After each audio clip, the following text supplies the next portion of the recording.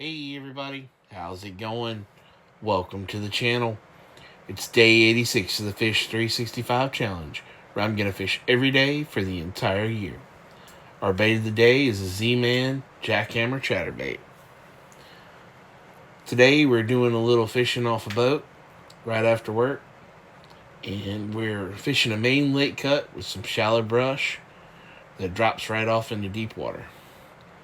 We're working the edge of the drop-off, trying to find a fish willing to play. We start fishing, and almost immediately a school of fish comes up near us, and we cast around to them, but no luck. After we fish the entire cut, we hit a rocky point that sticks out kind of out to the main lake.